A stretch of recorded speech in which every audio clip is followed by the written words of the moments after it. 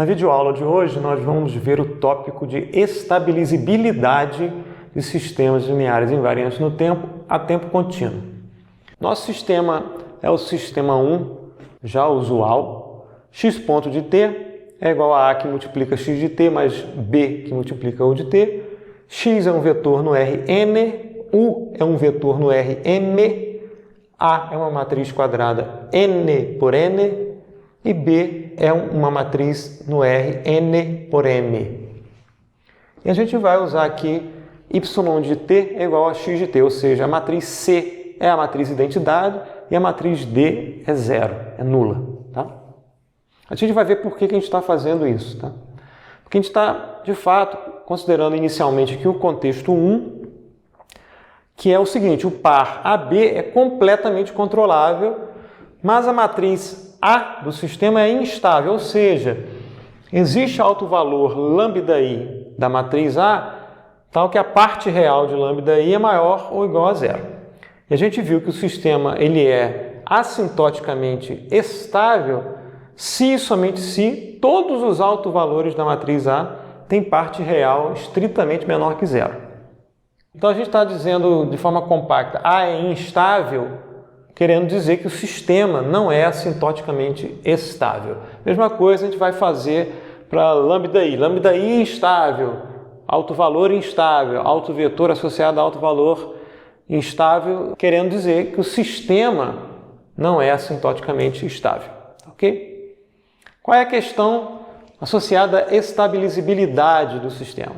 A questão é saber o seguinte: existe controle U de t especificamente por realimentação de estado, ou seja, eu quero um U de t igual a menos uma matriz K que multiplica o estado x de t. Daí é um controle por realimentação de estado. Eu estou medindo o estado e retornando para a entrada do sistema, realimentação, tal que o sistema em malha fechada é assintoticamente estável, ou seja, eu consigo estabilizar o sistema por um mecanismo de controle por realimentação de estado. E se existir esse controle, quem é o K? Né? Quem é essa matriz K que vai modificar o vetor x, né, de modo a produzir uma entrada U que estabiliza o sistema? Bem, se a gente aplicar essa entrada U, assim definida, na definição aqui da equação de estados, x ponto de t vai ser a x de t mais b, esse cara aqui é o U. Né? E a gente chamou esse cara aqui de menos k x de t. Bem, aqui a gente pode colocar o x de t fatorado aqui para a direita, né? Isso vai ser a menos bk que multiplica x de t. Então a gente nota que nesse esquema de realimentação a gente produz um sistema homogêneo como resultado, cuja matriz A, que eu vou chamar A subscrito R, para lembrar que é um sistema realimentado, é dada por A menos B que multiplica K. Tá? É um sistema homogêneo, nota que não tem mais entrada. Tá? E para que esse sistema homogêneo seja assintoticamente estável, todos os autovalores da matriz A subscrito R tem que ter parte real negativa. É essa a ideia. Né? A gente vai ter que encontrar um K, se existir, né, que produz um A com todos os autovalores com parte real negativa. Tá? Se a gente desenhar um diagrama de fluxo do sistema original, está aqui o U de t, tá? U de t é modificado por B, e vai chegar nesse ponto aqui. O estado é esse cara aqui na saída do elemento integrador, que eu estou denotando por S inverso I. Isso aqui é um IN, tá? Essa matriz é uma matriz de identidade da mesma dimensão de A. Saída do integrador, aqui está o estado x de t, tá? Se na saída do integrador eu aloquei o estado, antes do integrador, esse aqui é o x ponto. É o x ponto de t. E como é que é feita a realimentação? Eu vou ler o x de t, modificar o x de t pela matriz menos k, tá? E vou aplicar aqui. Okay? O sistema passa a ser homogêneo, ou seja, a entrada agora é zero. Tá? O U de t é dado por menos k que multiplica x de t. Está aqui a realimentação. E o sistema equivalente é esse aqui. Né? nessa caixa em linha tracejada. É um sistema homogêneo, a entrada nova é nula, tá? E o sistema vai ter uma dinâmica definida agora pela matriz AR, tá? Que é A menos BK. Bem, quais são os requisitos que a gente tem que atender para usar um sistema de realimentação do tipo U de T igual a menos K x de T? Como a gente viu aqui, né, a gente tem que ter acesso diretamente ao estado, para poder puxar aqui, né, esse ramo, né, em que eu estou lendo todos os elementos do vetor de estado, né, e operando aqui esses elementos pela matriz K, negativando e injetando aqui na entrada do sistema U de T. Tá? Se eu não tiver acesso direto aos elementos do vetor de estados, eu posso, né, também ter o acesso indireto através da saída Y. Aí eu vou precisar que o par AC seja completamente observável. Porque a gente viu lá na aula de observabilidade, que se o par AC for completamente observável, eu consigo, através de uma porção, de um intervalo finito da saída, estimar quem é o estado no instante inicial. E como eu conheço a dinâmica do sistema, eu consigo saber quem é o estado em qualquer instante de tempo, daí para frente. Ou seja, eu consigo estimar o estado através da observação da saída. Logo, eu consigo, né, uma vez tendo acesso à informação de quem é o estado em qualquer instante de tempo, eu consigo fazer a realimentação indiretamente através da saída. Tá? Então, são os requisitos que eu tenho que atender, ou acesso direto ao estado, ou acesso indireto através da saída, e eu preciso que o sistema seja completamente observável, ou seja, o par AC é completamente observável. Bem, a gente pode começar com um caso super simples, né, para mostrar que, pelo menos nesse caso super simples, existe a matriz K, ou existe um escalar K, que é capaz de tornar o sistema estável. Tá? Então a gente começa com um sistema ciso, ou seja, uma entrada e uma saída, entrada de dimensão 1 e de ordem 1. Tá? Então não é nem matricial, é tudo escalar. X ponto de T vai ser um valor A, fazendo papel aqui da matriz A que multiplica x de T mais B que multiplica U de T. Tá, ok? Eu vou considerar aqui A e B diferentes de zero, naturalmente, porque o sistema tem que ser completamente controlável, então B tem que ser diferente de zero. E vamos considerar B e A nos complexos. Tá? Isso aqui é pertencente aos complexos. Se o sistema não for estável, né, a parte real de A vai ser maior ou igual a zero. Tá? Eu quero um sistema por realimentação em que esse coeficiente do sistema realimentado aqui tem a parte real menor do que zero. E a gente escolhe um controle com aquela estrutura que a gente viu antes. U de T vai ser menos K que multiplica x de T. Então, se eu aplicar esse controle U de T com realimentação de estados na dinâmica do sistema, isso vai ser x ponto de T, vai ser A menos BK que multiplica x de T, substituindo aqui esse controle U por essa expressão. Tá? O novo coeficiente de realimentação do sistema em malha fechada vai ser A subscrito R, que é dado por A menos BK. Bem, a gente viu que o sistema é homogêneo, x ponto de T é igual a subscrito R, que multiplica x de T. Se a gente resolver esse sistema por uma condição inicial, em T igual a zero, por exemplo, a gente vai encontrar x de T vai ser E elevado a AR vezes T, que multiplica x de zero. E a gente sabe, né, que para T maior ou igual a zero, né, a gente está considerando aqui T maior ou igual a zero. Tá? E para T maior ou igual a zero, o limite, quando T vai para infinito, né, de x de T, para C igual a zero, a gente tem que garantir que a parte real de AR seja estritamente menor que zero. Tá? Caso contrário, a gente vai ter uma magnitude de x que vai crescer quando T vai para mais infinito. E a gente lembra da definição de estabilidade assintótica. O sistema é assintoticamente estável se para qualquer estado inicial não nulo, né, x de T vai para zero quando T vai para infinito. Tá? Então, para a gente garantir a estabilidade assintótica desse sistema realimentado com coeficiente AR, a gente tem que garantir que a parte real de AR seja estritamente menor do que zero.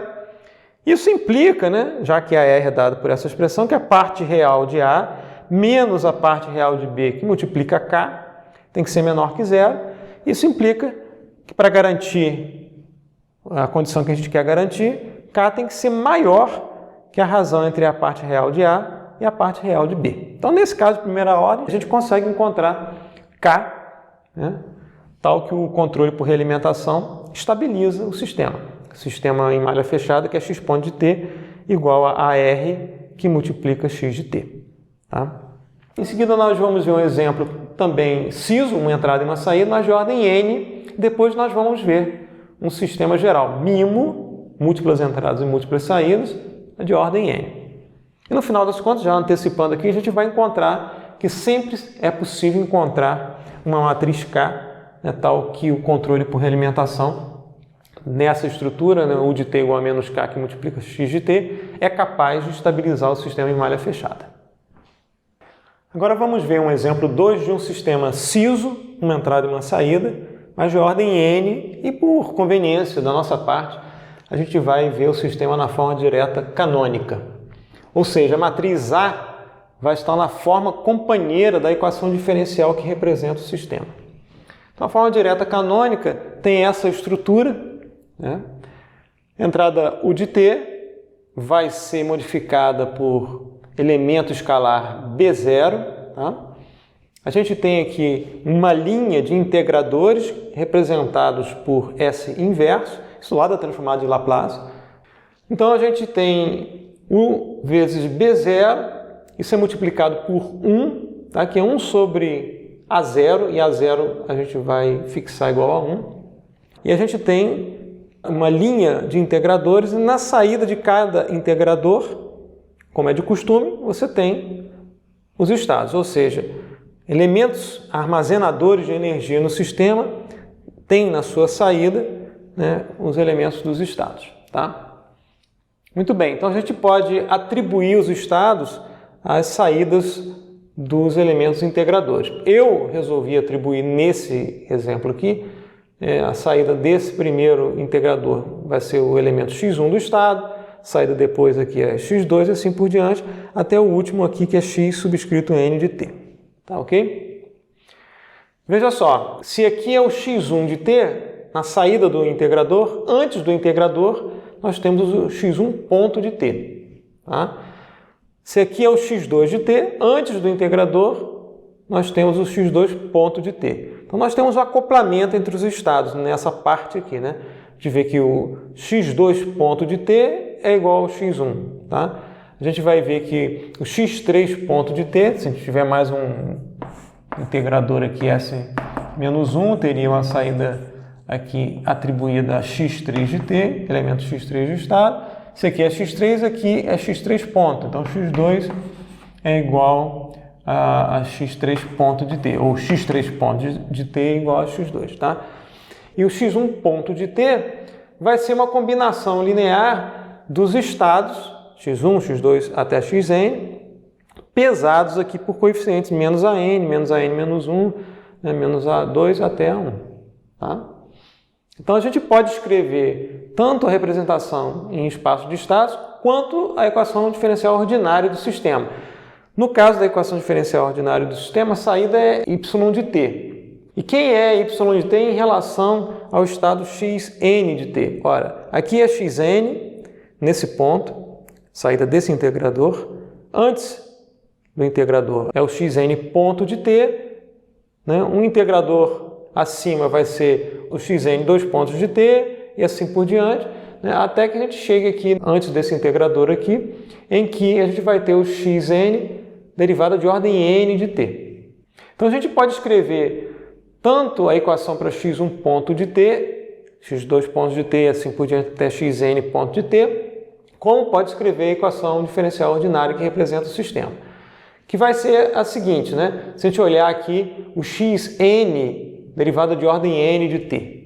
Quem que é esse cara? Esse cara vai ser a derivada de ordem n menos 1, que multiplica menos a1, mais a derivada de ordem n menos 2, que multiplica menos a2, e assim por diante, até a derivada de ordem 0, tá?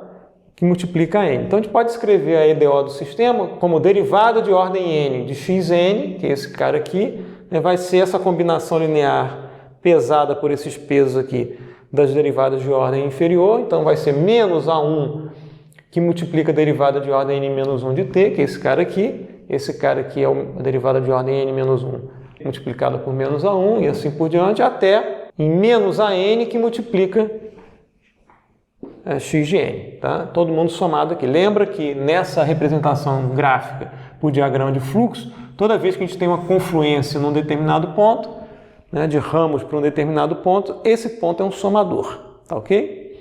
Então a gente está somando todo mundo. E além da combinação linear aqui, a gente tem a soma com B0 vezes U, que aparece aqui, mais B0 vezes U. Então a gente tem uma equação diferencial ordinária de ordem n em xn. E a gente pode passar todas essas parcelas aqui que dependem de xn para a esquerda e escrever um somatório único, considerando aqui, né, uma vez o xn, esse cara aqui é o A0, tá, que a gente forçou igual a 1. Tá? Então a gente pode escrever a equação diferencial como somatório de i de 0 até n, de ai, que multiplica, né, as derivadas de ordem n menos i da variável xn de t. Isso vai ser igual a b0, que multiplica u de t. Tá? Então essa equação diferencial ordinária, que representa o sistema, tem polinômio característico dado por somatório de i de 0 até n, de ai, que multiplica lambda elevado a n menos i. Polinômio de ordem n. Tá? E esse polinômio vai ter, no caso de lambda nos complexos, n raízes. Tá? Muito bem. No caso da representação em espaço de estados, a gente atribuiu os estados às saídas dos integradores, tá? x1, x2 até xn. Né? Para a equação associada ao elemento x1 de t, quer dizer, x1 ponto de t, vai ser x1 que multiplica menos A1, x2 que multiplica menos A2, até xn que multiplica menos AN. Então a gente pode escrever x1 ponto de t como somatório de i de 1 até n, de menos ai que multiplica xi de t, mais b0u de t. Ok? Para os estados 2 até n, né, quem serão as equações para x2 ponto de t, x3 pontos de t, até xn ponto de t?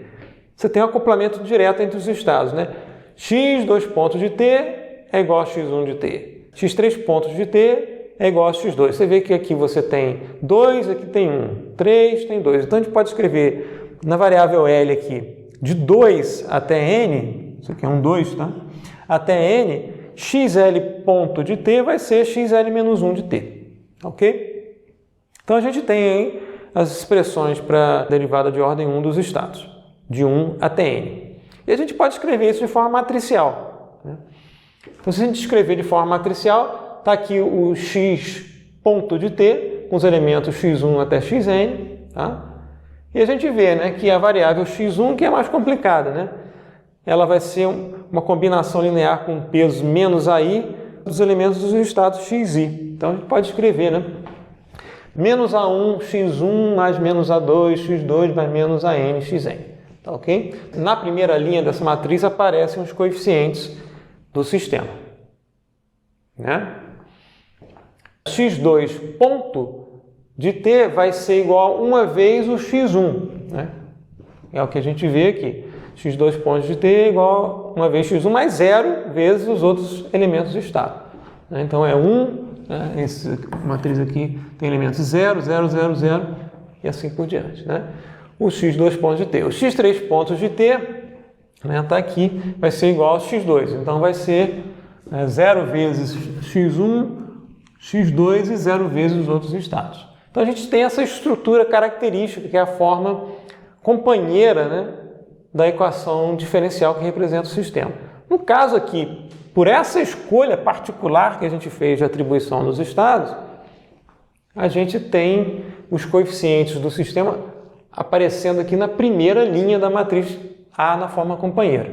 Se a gente fizesse outra atribuição de estados aqui, poderia, por exemplo, aparecer aqui na última linha. Se eu resolvesse atribuir esse cara aqui como x1, x2 e esse cara fosse o xn, esse negócio ia aparecer aqui, essa linha de coeficientes ia aparecer aqui na última linha da matriz A. Então isso depende da nossa escolha de atribuição dos estados. Quem é a matriz B, ou no caso aqui o vetor B, porque o sistema é ciso? Só vai ter um elemento aqui B0. tá? Os outros elementos serão nulos. Nota, né, que o B0 só afeta aqui a equação de x1 ponto de t. Né? Todas as outras, a equação para xl ponto de t não depende da entrada u. Né? Então, só o x1 é que vai depender aqui de B0, u. Os outros elementos do vetor de estado não vão depender da entrada. Então, essa é a representação de estados do sistema. Tá, ok? Matriz A, na forma companheira da equação diferencial que representa o sistema, e vetor B, que tem um elemento só não nulo, que é o B0. Também está aqui como primeiro elemento devido à nossa escolha, né, da ordem dos estados aqui. Tá, ok? Muito bem. A gente quer um controle por realimentação de estados, U de t dado por menos K que multiplica x de t. U de t é uma entrada escalar, tá? X de t é um vetor no R, n por 1. Então, K, para esse cara aqui ser um escalar, K vai ter que ser um vetor no R, 1 por n. Tá? Vai ser um vetor linha de n elementos, tá? Para manter a compatibilidade dimensional. Diferente do caso que a gente viu antes, né, do exemplo anterior, agora o K é um vetor. Tá? No caso mais geral, o K vai ser uma matriz. Tá? No caso, o sistema MIMO, de múltiplas entradas e múltiplas saídas. E a gente viu que para essa escolha de U de t, com essa estrutura, a matriz A do sistema em malha fechada, A subscrito R, é dada por A menos B que multiplica K. Muito bem. Nosso AR, então, matriz A do sistema realimentado, vai ser A, que é essa matriz na forma companheira, menos B que multiplica K. Esse produto B que multiplica K vai ser nada mais, nada menos do que essa coluna aqui, multiplicada por K1, essa mesma coluna multiplicada por K2 e assim por diante. Isso vai ser a matriz A, né? Menos B0K1, essa coluna, depois outra coluna B0K2, né? Que é K2, e assim por diante até B0KN. Se a gente fizer agora a subtração dessa A, né, menos essa matriz aqui, a gente vê, né, que só a primeira linha que vai ser afetada em relação à matriz A. Né? Vai ser menos A1 menos B0K1, né? Menos A2 menos B0K2, assim por diante. Então a primeira linha vai ser composta por esses elementos, menos A1 menos B0K1, menos A2 menos B0K2, até menos AN menos B0KN. Depois, essa matriz de identidade de ordem n-1, nota que a estrutura é tal que esse miolo aqui é a matriz de identidade de ordem n-1, e no último elemento aqui a gente tem uma coluna de zeros abaixo desse último elemento, né? Então isso aqui vai ser essa matriz menos zeros, né? Então continua a mesma matriz de identidade de ordem n-1, e na última coluna, essa coluna de zeros abaixo desse último elemento continua. Então a gente tem a matriz AR também na forma companheira de um sistema que tem uma determinada equação diferencial associada. Se a gente chamar cada elemento desse aqui de αi, vamos definir aqui para manter a compatibilidade das expressões, αi eu vou definir como AI mais B0 KI, ok? Então os coeficientes aqui vão ser menos α1, né? Menos α2 e assim por diante até menos αn, tá? Mesma estrutura da matriz A original e vai ter um polinômio característico P subscrito R de lambda, que vai ser igual ao somatório de I de 0 até N, de αi lambda elevado a N menos I. Exatamente a mesma estrutura desse polinômio característico, só mudando aqui os coeficientes de A para alfa, tá? Porque a matriz tem a mesma estrutura na forma companheira, ok? E o que eu quero? Eu quero que todos os autovalores da matriz AR tenham parte real negativa. Então eu posso arbitrar um conjunto específico de n autovalores para a matriz A subscrito R, né? Por exemplo, eu posso especificar autovalores γ1, γ2 até γn, todos gamas aqui, γi com parte real estritamente menor do que zero. Isso garante que a R é estável, tá? E aí eu vou igualar esse polinômio com o PR, com essa estrutura com coeficientes αi, e lembrar que αi depende de KI, que é o que eu quero encontrar. Então, esses αi são função de KI, tá? Muito bem, então eu vou igualar esse polinômio, né, com esse polinômio lambda menos gama 1, que multiplica lambda menos gama 2, assim por diante. Se a gente fizer as contas aqui, para valores específicos aqui dos gamas, a gente vai encontrar um polinômio de ordem n, né, na forma somatório de i de 0 até n, beta i, lambda elevado a n menos i. Polinômio de ordem n, que a gente vai igualar com esse polinômio também de ordem n, elemento a elemento, ou seja, a gente vai igualar alfa i com beta i para i de 1 até n. Logo, a gente vai ter um sistema de n equações e n incógnitas que vão ser os KIs. Né? Nota que o alfa i aqui depende de KI. Tá ok? Então, a gente consegue resolver o sistema, n equações, n incógnitas, a gente consegue resolver o sistema com solução única, sempre. Então, a gente consegue sempre encontrar os elementos do vetor K, de modo a posicionar os autovalores da matriz AR nos valores gama 1 até gama n, especificados todos, de modo que gama i seja estritamente menor do que zero. Aí a gente garante que a matriz AR é estável. Bem, a gente fez esse exemplo para o caso da matriz A estar na forma companheira da equação diferencial que representa o sistema, ou seja, o sistema está na forma direta 1. Se não tivesse, né, a gente teria aqui AR como uma matriz com uma estrutura arbitrária, menos um B também com uma estrutura arbitrária, não necessariamente só com esse elemento não nulo, vezes esse vetor K aqui. Tá? Então você teria uma matriz AR n por n, cheia, e o polinômio característico seria o determinante de AR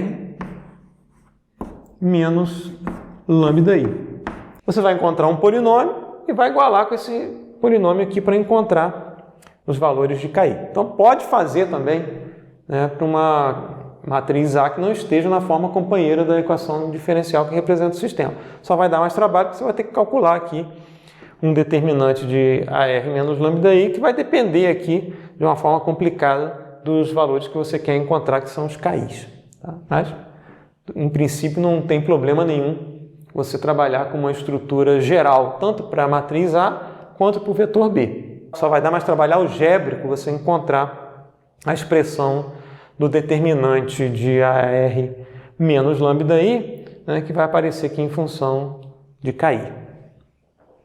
E em seguida nós vamos ver o caso geral. Né? A gente está vendo aqui exemplos particulares, como é que fica o caso geral quando você tem um sistema mimo, múltiplas entradas e múltiplas saídas, de ordem n. Aí a questão fica um pouco mais complicada. E nesse caso geral, K não vai ser um vetor, vai ser uma matriz, e a gente não vai encontrar qual é o controle, né? K que multiplica X, que produz o sistema estável, mas a gente só vai mostrar que é possível estabilizar o sistema. Mas não vai mostrar exatamente, né, uma situação em que a gente coloca os autovalores da matriz AR em posições específicas, tá? Com parte real menor do que zero. Só vai mostrar que é possível, né, você estabilizar o sistema, no caso geral. Agora nós vamos ver o caso geral da estabilizabilidade de um sistema linear invariante no tempo contínuo, para um sistema mimo, ou seja, de múltiplas entradas e múltiplas saídas, de ordem n. E, novamente, no contexto em que o par AB é completamente controlável. Bem, então, para começar, vamos especificar o que a gente precisa, tá? Sejam lambda i pertencente aos complexos e vi diferente de zero, respectivamente, autovalor e autovetor da matriz A. Matriz A da equação de estados. Isso para i de 1 até n, os n autovalores da matriz A. Lembrar que o sistema é de ordem n. Nós vamos definir uma matriz A til como menos μ, que multiplica identidade de ordem n, menos A. E aqui o μ vai ser estritamente maior do que zero e real. Bem, só olhando essa expressão para A til, a gente verifica o seguinte: suponha que A seja uma matriz diagonal. Quando a gente faz menos A, eu estou negativando os autovalores de A. E se além disso eu subtrair menos μ, que multiplica em n, além de tornar os autovalores negativos, eu desloco todos os autovalores de menos μ. É como se eu estivesse fazendo um offset geral de menos μ em relação aos valores negativados da matriz A. Tá? O que a gente vai ver aqui é que isso vale também para qualquer matriz A quadrada, não somente para a matriz A diagonal. Tá? A gente vai ver a relação entre os autovalores de ATIL e A, e além disso vai ver que ATIL e A têm os mesmos autovetores.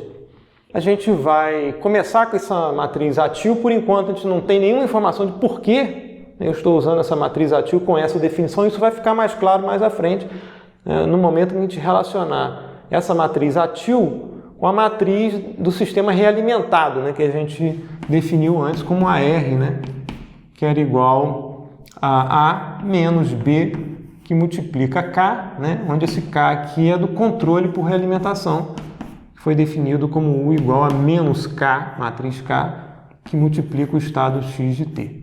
Tá? Depois a gente vai relacionar ATIL com AR, vai aparecer essa relação mais à frente. Tá? Mas por hora a gente só vai definir arbitrariamente essa matriz, ATIL, e lembrar qual é o objetivo da estabilizabilidade. Eu tenho um sistema cujo par AB é controlável, mas a matriz A do sistema não é estável, ou seja, nem todos os autovalores da matriz A têm parte real estritamente menor do que zero. Né?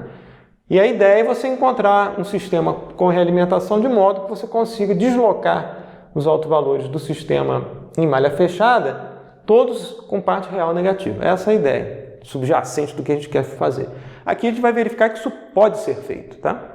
Então vamos partir de um teorema que diz o seguinte: se o par AB é controlável, então o par ATIL B também é controlável. ATIL definido dessa forma. ATIL e A têm os mesmos autovetores.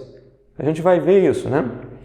A gente definiu o lambda I como autovalor de A associado ao autovetor VI. Então, podemos escrever A que multiplica VI é igual a lambda I VI. A gente pode se perguntar quem é, então, ATIL que multiplica VI.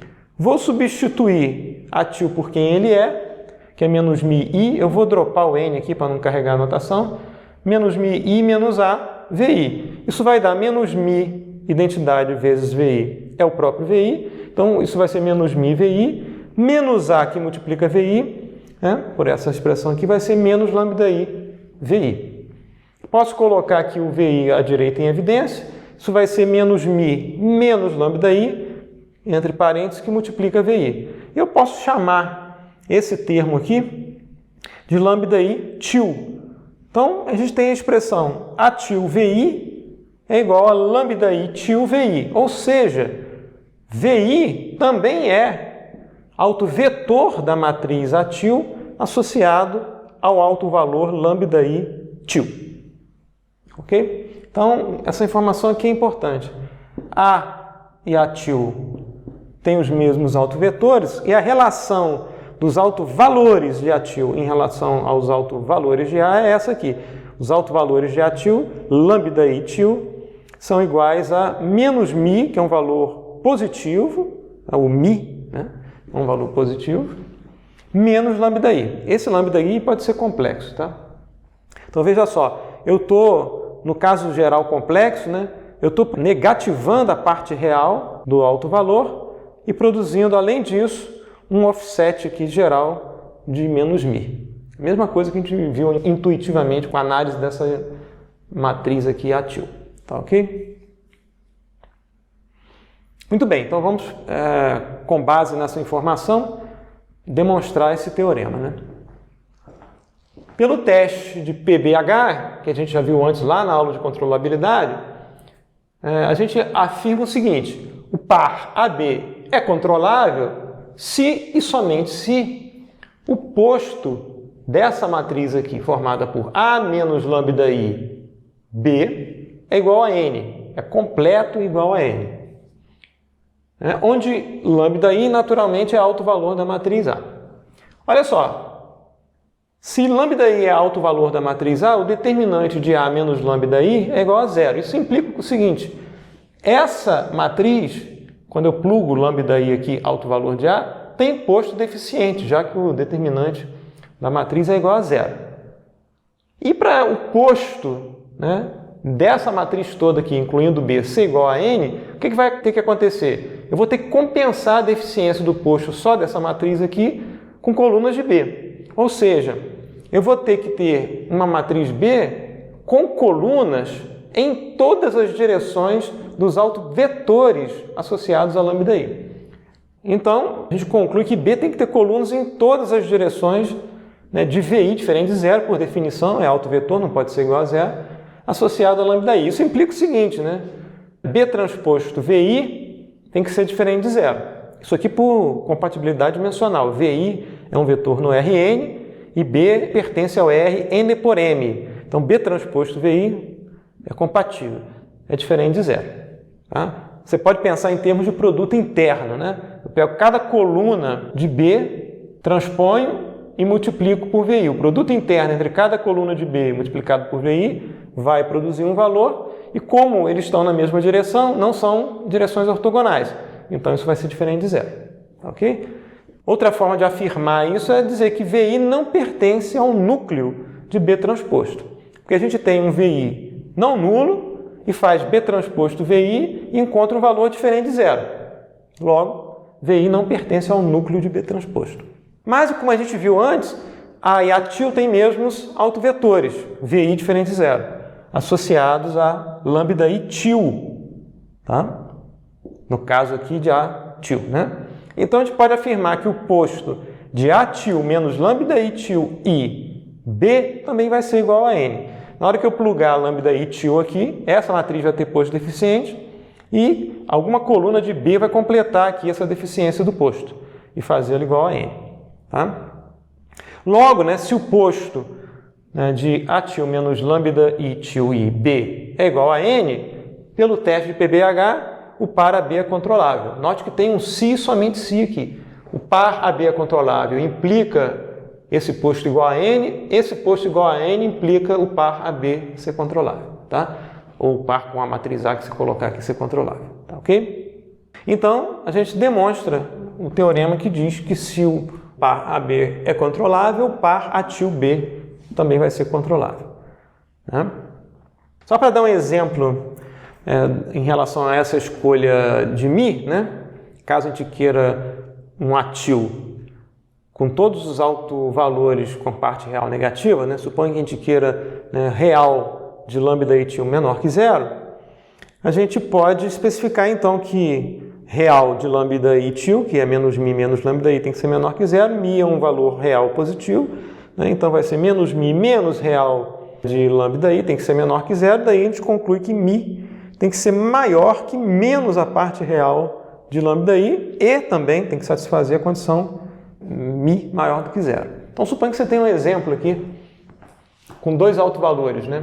Esses aqui associados à matriz A, tá?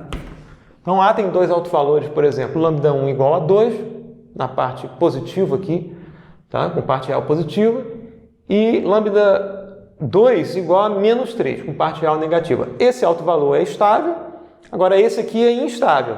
E eu quero produzir uma matriz A til, né, em que todos os autovalores tenham parte real negativa. A ideia é a seguinte, é olhar quem é o autovalor com parte real a mais negativa dentre o conjunto dos N autovalores. No caso aqui é o menos 3, tá? Então eu vou fazer o mi maior do que menos a parte real do lambda 2, tá? Que é menos 3, e tem a condição mi maior do que menos 3, que vai ser mi maior do que 3. É uma condição que eu tenho que atender. Isso aqui é um critério, eu vou ter que fazer uma escolha usando esse critério. A escolha, por exemplo, mi igual a 4, que atende esse critério. Então, se eu fizer mi igual a 4, lambda 1 til vai ser menos mi, que é menos 4, menos 2, menos 6. Então, atende aqui a condição de autovalor com parte real negativa. O lambda 2 til vai ser igual a menos mi, que é menos 4, menos 3. Que vai ser menos 4 mais 3, que é igual a menos 1. Novamente, essa escolha de mi atende o requisito de lambda 2 til ter parte real negativa. Por que a gente está escolhendo aqui como referência o autovalor da matriz A com parte real a mais negativa possível? Por causa dessa inversão aqui, né? Eu inverto, né? É menos A menos mi n. Né? Então, quando eu faço isso aqui, eu inverto os autovalores dos positivos viram negativos e vice-versa. Então, no final das contas, eu estou estudando o pior caso aqui para os autovalores negativos. Tá? Eles vão parar na parte positiva e eu tenho que fazer um offset deles todos. Então, na hora que eu faço menos A, é como se esse cara viesse parar aqui em 3, né? E eu estou fazendo um offset de 4 de todo mundo. Tá ok? Esse tipo de abordagem permite você escolher um valor de μ apropriado de modo que todos os autovalores lambda e til estejam com parte real negativa. Essa é a ideia. Tá? E a gente vai ver a relação disso, né, com a matriz AR, né, do feedback do controle por realimentação de estado. Tá, ok? Que vem disso aqui. Tá? Agora nós vamos ver a relação entre a matriz ATIL, que a gente conseguiu estabilizar fazendo a escolha de um μ apropriado, e a matriz AR, do sistema em malha fechada. Tá? Antes disso, vamos ver uns lembretes que a gente viu em videoaulas anteriores. Relação de estabilidade e equação de Lyapunov para sistemas em tempo contínuo. A gente viu e mostrou um teorema que dizia o seguinte: A é estável, ou seja, tem todos os autovalores com parte real negativa, se e somente se, para uma matriz N simétrica positiva definida, existe a matriz simétrica positiva definida M, definida aqui como integral de 0 até infinito, de E elevado a A que multiplica T, que multiplica N, que multiplica E elevado a A transposto T, dt. Essa matriz gramiana é a solução única da equação de Lyapunov. A que multiplica M mais M que multiplica A transposto é igual a menos N. M e N são ambas matrizes SPD. A gente viu e demonstrou esse teorema em videoaula anterior. Estabilidade e relação com a equação de Lyapunov. E viu também a relação de uma equação de Lyapunov com a controlabilidade. A gente apresentou e demonstrou um teorema que dizia o seguinte: A estável, ou seja, com todos os autovalores com parte real negativa, se e somente se a matriz simétrica positiva definida WA, que é o gramiano de alcançabilidade, definida como integral de 0 até infinito, de E elevado a A que multiplica T, que multiplica B, que multiplica B transposto, que multiplica E elevado a A transposto T dt, a solução única da equação de Lyapunov, A que multiplica WA mais WA que multiplica A transposto é igual a menos B que multiplica B transposto. Então, lembretes aqui das equações de Lyapunov, tanto com estabilidade quanto com controlabilidade. A gente vai precisar dessas relações tanto para o caso que a gente está vendo agora, que o sistema é completamente controlável, quanto para o caso em que o sistema não é completamente controlável. Então, essas informações vão ser úteis mais para frente. Além disso, a gente viu no início da aula que a gente pode construir uma matriz ATIL igual a menos μ menos A. A é instável e a gente pode escolher um μ maior que 0 de forma a estabilizar ATIL, de forma que a parte real dos autovalores de ATIL seja menor do que 0. Tá? Escolhendo o μ apropriado aqui, vi um exemplo. Tá? Além disso, nós vimos que o par ATIL-B é controlável, uma vez que o par AB é controlável. E demonstrou esse teorema, né? Que se o par AB é controlável, o par ATIL-B é controlável. Logo, né, a gente pode lançar a mão da relação de controlabilidade e equação de Lyapunov. A é estável, no nosso caso aqui o ATIL é estável, tá? A gente escolheu um μ maior do que 0 e tornou ATIL estável. Então a gente garante que ATIL é estável e além disso o par AB é controlável. Se o par AB é controlável e ATIL é estável, então ela vai atender a essa equação de Lyapunov. Então a gente pode escrever. Primeiro a gente define aqui o WA, né? O WA é a integral de 0 até infinito de E elevado a ATIL T, B transposto, E elevado a ATIL transposto T dt. Nota, né, que μ está embutido aqui nessa expressão. Essa expressão é função do valor de μ que a gente escolheu aqui para ATIL, porque a WA depende de ATIL. Tá? E a gente pode então escrever, né, com base nesse teorema, que ATIL WA mais WA ATIL transposto é igual a menos B transposto. Ok? Só estou usando o teorema, né, que informa que se ATIL é estável, e o par ATIL-B é controlável, essa equação aqui é válida para WA simétrica positiva definida, né, dada por esse gramiano aqui. Okay? Muito bem, agora a gente expande essa equação explicitamente, né, escrevendo ATIL em função de A. ATIL é menos μi menos A, que multiplica WA mais WA, aqui é o ATIL transposto, né? É igual a menos B, B transposto. Isso aqui vai ser igual a quê? Menos μi, que multiplica WA, é igual a menos mi WA. Está aqui. Menos A, que multiplica WA. Está aqui. WA, que multiplica menos mi. Isso aqui é menos mi WA. Está aqui. E mais WA, que multiplica menos A transposto. Está aqui. Mais WA, que multiplica A transposto, vai ser igual a menos B transposto. Tá? Menos mi WA, a gente escreve como menos 2mi WA. 2mi WA eu vou denotar por quê? WA é matriz simétrica positiva definida. Mi é um valor maior que zero e 2, naturalmente, é maior que zero. Então, essa matriz aqui é simétrica positiva definida. Muito bem, então a gente vai escrever menos 2mi WA, né? Vou passar esse AWA para a direita, esse WA A transposto para a direita, tá? Aqui é menos, né? WA menos A transposto. Então, aqui é menos. Vou passar esse cara para a direita com sinal positivo e esse cara para a direita com sinal positivo. Então, isso vai ser A que multiplica WA mais WA A transposto menos B, B transposto. Agora vem truque matemático. Eu vou escrever B, B transposto, né, como duas parcelas, menos meio de B, B transposto, menos meio de B, B transposto. Vou associar uma dessas parcelas a essa parcela aqui e a outra parcela a essa parcela aqui. Então vai ficar AWA menos meio B, B transposto, mais WA A transposto menos meio B, B transposto, igual a menos Q. Esse cara aqui eu vou escrever de forma conveniente, multiplicando pela matriz identidade, WA inverso vezes WA. WA é SPD, logo tem inversa, né? Então, WA inverso WA é matriz identidade, não mudei nada, tá? Eu só estou colocando nessa ordem aqui porque tem um WA aqui que eu vou querer colocar em evidência direita.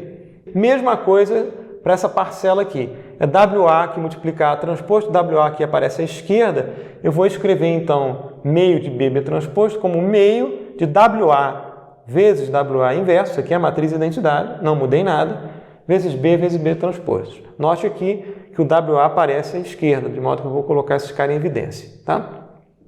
Muito bem. Trabalhando agora a expressão, se eu colocar para essa expressão aqui, né, essas duas parcelas aqui, se eu colocar o WA, né, à esquerda, separar o WA à esquerda, a gente vai ter A, tá aqui, menos B, tá aqui, tá, menos B. Então vai ficar faltando aqui no parênteses meio vezes B transposto vezes WA inverso. Meio vezes B transposto vezes WA inverso. Ok? Essa primeira parcela, né, expandida dessa forma, está escrita aqui. Essas duas parcelas eu vou colocar o WA em evidência à esquerda. Tá? Aqui, WA, o que vai sobrar? A transposto, aqui o A transposto, menos meio vezes WA inverso, meio WA inverso, vezes B, e vou colocar o B transposto aqui separado. Tá? Note que eu escrevi aqui WA inverso transposto. Por quê? Porque a matriz WA é simétrica e positiva definida. Logo, WA é igual a WA transposto e WA inverso é igual a WA inverso transposto. Tá? Muito bem. Está chegando perto do que a gente queria, que é aparecer uma matriz AR que é igual a A menos BK. Então, a gente tem aqui A menos B vezes um termo. Eu vou chamar esse termo aqui de K. Eu vou chamar esse termo meio vezes B transposto WA inverso de K. E aqui fica evidente, né, que esse termo aqui é o K transposto. Né? Quem é o K transposto? Vai ser WA inverso transposto, que está aqui, né? vezes B, que está aqui, multiplicado por meio. Então, esse cara aqui é o K transposto. E aqui está o B transposto. Né? Aqui a gente tem A transposto menos K transposto, B transposto. A gente pode aplicar um transposto em todo mundo aqui, isso aqui vai ficar A menos BK transposto. Então a gente chega numa expressão que envolve agora a matriz AR. Né?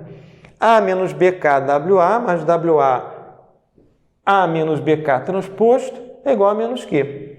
E essa matriz aqui foi o que a gente viu lá, que era a matriz resultante quando o sistema era realimentado através de um controle que era U igual a menos Kx de T. E que a gente chamou essa matriz de A subscrito R. Né? Então a gente chega a uma equação que é ARWA mais WA que multiplica R transposto é igual a menos Q. Olha só, essa expressão aqui garante a estabilidade de AR. Por quê? É a expressão de Lyapunov, tá? WA é matriz simétrica positiva definida e Q também é matriz simétrica positiva definida, que é exatamente a equação de Lyapunov. Tá? Então, a gente conclui que se essa equação é satisfeita, então a matriz AR vai ser estável. E a gente consegue fazer isso escolhendo um K específico aqui, que vai ser meio de B transposto WA inverso, tá? Com μ maior que zero. Note, né, que a presença do μ está aqui em WA, porque WA vai depender de A til, que depende de μ. Então, se a gente escolher um μ maior que zero, que estabiliza o A til a partir de um A instável, a gente garante que o sistema realimentado, ou em malha fechada, vai ter uma matriz AR também estável. Note que aqui a gente não sabe exatamente qual é a relação, né, entre os autovalores de A til e os autovalores de AR. Tá? A gente não está entrando no mérito, né, de onde foram parar os autovalores da matriz AR. A gente garante só que eles têm todos parte real negativa. Tá? Então isso conclui a questão de estabilizabilidade de sistemas lineares invariantes no tempo a tempo contínuo em relação ao controle do tipo realimentação de estados. Essa demonstração mostra para a gente, sim, é possível encontrar um K, tal que o controle U de T igual a menos Kx de T, desde que a gente tenha acesso direto aos estados para poder fazer essa conta. Se a gente escolher o K dessa forma, tá? Com B transposto é dado do problema, é parte do sistema. Matriz WA inversa vai ser a inversa dessa matriz aqui, que vai depender da matriz A til, que é a função de A através de μ, tá? Através de modificação, né, de A para A til aqui, que envolve o μ. Se a gente fizer essa escolha, para o A til aqui é estável, a gente garante que o AR também vai ser estável. Então, está aí a demonstrada a estabilizabilidade do sistema, no caso do sistema ser completamente controlável, ou seja, o para B é completamente controlável.